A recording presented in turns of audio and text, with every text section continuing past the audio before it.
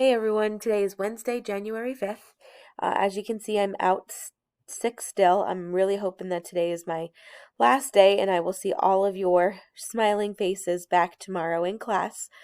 So let's talk a little bit about what we're going to be working on. So yesterday, you should have finished up your understanding salinity. And we're going to be moving on to our next topic, which is somewhat related. It's still in the world of kind of the chemistry of ocean water, but we're going to be looking at the temperature of ocean water, and kind of comparing it to fresh water and taking a look at the zones that are created based on different temperature variations in the ocean. So just make sure that you watch the entire video from start to finish, so that way you have the notes that we're going to take and you get some directions on the activity that you're going to be working on. And just like usual, if you happen to finish anything early today, you want to use that time to work on your midterm study guide. Okay, here we go. So we're going to take some notes on the thermocline. So at this point, this would be a good spot for you to pause the video for a few moments and go ahead and open up your note packets so you can copy down the notes as I go through them in this video. So again, pause the video and open your notes. All right, so we're starting here where it says physical properties of seawater, and again, we're focusing on temperature. Okay, so one of the big things that when we talk about the properties of ocean water, especially if you compare it to fresh water, one of the biggest differences that you have is density. Okay, salt water is always going to be more dense than fresh water. Okay, it's not a huge change in density. Look at the density of pure water. It is 1 gram per centimeter cubed, and the density of seawater has a little variability because you guys know that salinity changes based on your location. So it's generally about 1.02 to 1.03. Okay, so the salinity is what really changes that difference, the salt content. But the other thing that can produce a change is going to be temperature. Okay, remember, just like in the atmosphere, the colder the temperature, the higher the density. Okay, so water that has a really high percentage of salt and is really, really cold is going to have a very high density compared to water that is more on the fresh side and is really, really warm. Now, another thing that happens when you add salt to the ocean water is it changes the freezing point. Hopefully you remember from meteorology that the freezing point of plain fresh water is 32 degrees Fahrenheit or 0 degrees Celsius. Now take a look at the freezing point of salt water. Okay, it is about -2 degrees Celsius or about 28 degrees Fahrenheit, which is really good because it allows more of the ocean to remain liquid, because the water at the poles hovers right around -2. So if the freezing point were 0 instead of -2, then we're going to have a big problem with having too much ice and not enough liquid water. So it actually is kind of a good thing that it has a different temperature. Okay.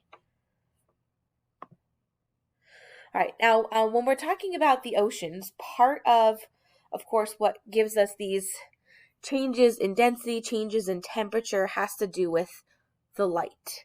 Okay, the oceans for the most part are very, very dark. The only part of the ocean that is lit is the top 100 meters. And you can even get more specific than that to kind of break it down by color or by wavelength. You can see red light doesn't travel very far. Blue light travels the furthest in the ocean.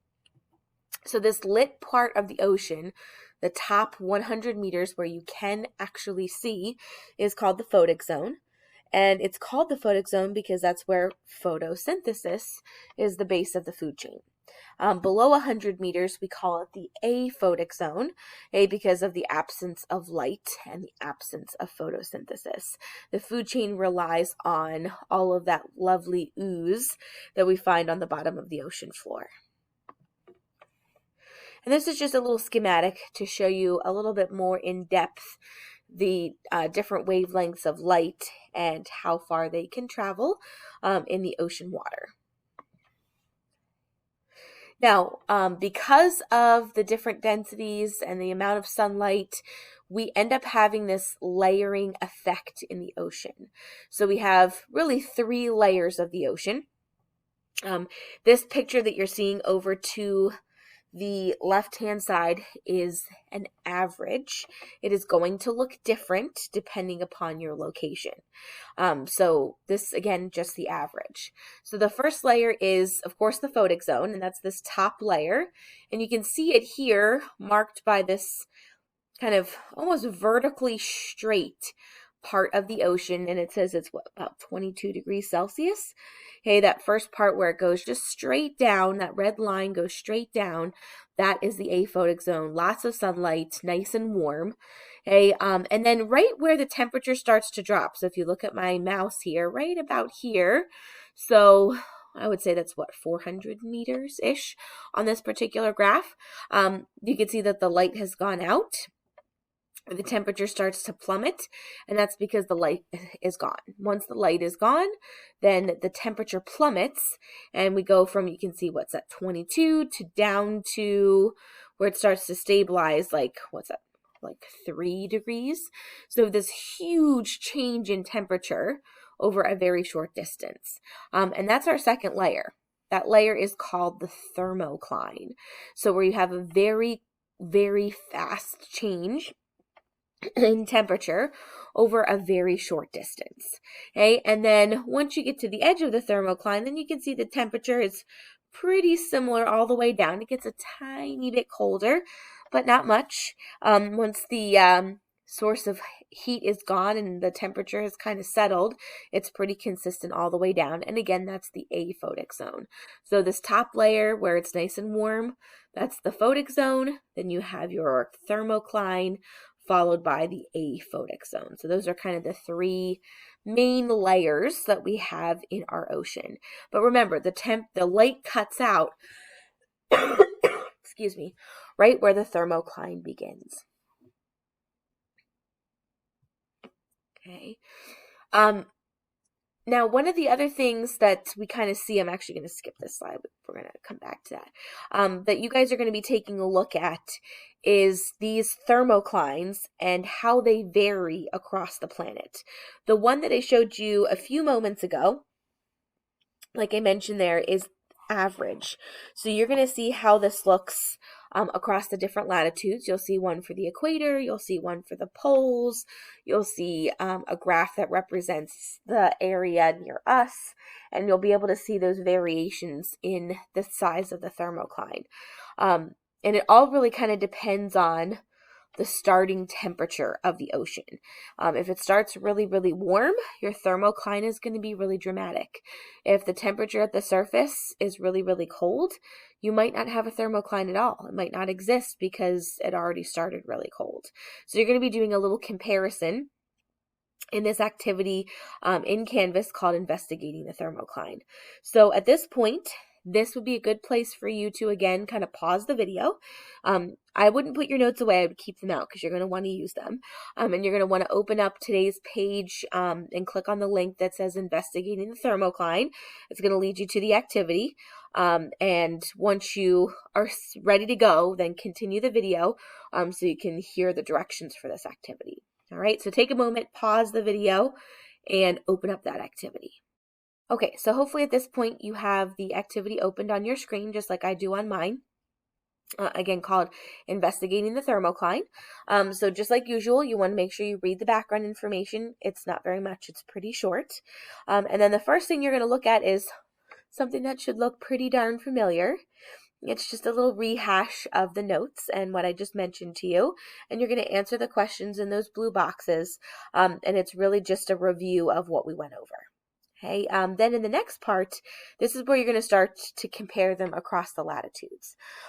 Remember, low latitudes would be the equator, high latitudes would be the poles, and mid-latitudes, well, that's where we are. Notice on the mid-latitude graph, there are 2 lines, summer and winter, and that's because they experience the different seasons. So just something to take note of. Wintertime is in the dashed line. Summertime is in the black line. They do overlap, Okay, so that it looks like it starts out as 2 lines and goes to 1 line, and that's just because they overlap each other.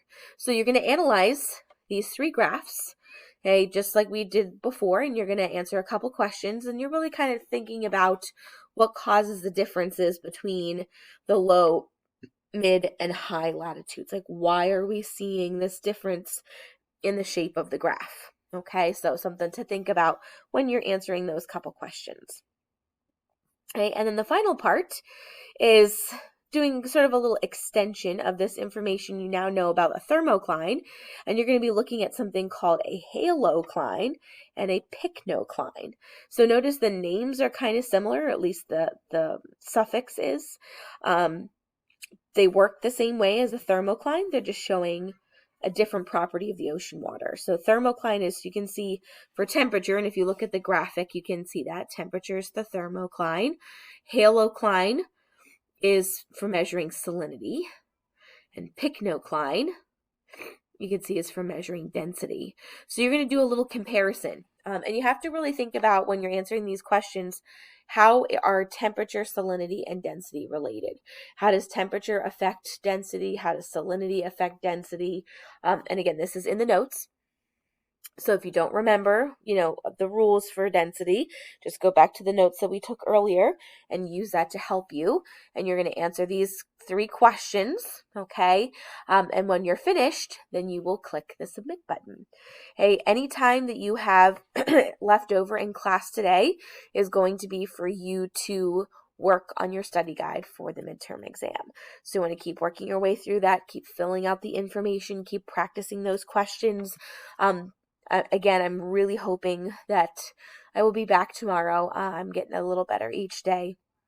And that way we'll have a nice big discussion about the midterm and the study guide and all that kind of good stuff. But for right now, again, when you're finished, just kind of keep plugging your way through that study guide.